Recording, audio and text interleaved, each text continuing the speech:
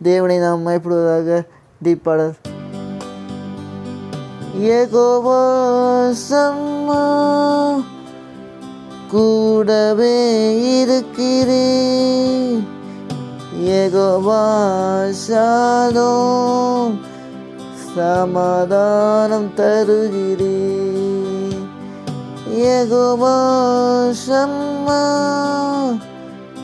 கூடவே இருக்கிறீர். யெகோவா ஷாலோம் சமாதானம் தருகிறேன். முழங்கால் படியிட்டு முழுவதும் தருகிறேன். நானும் என் வீட்டாரும் உம்மையே நேசிப்போம். உமக்காய் ஓடுவோம். உந்தன் நாமம் சொல்லுவோம்.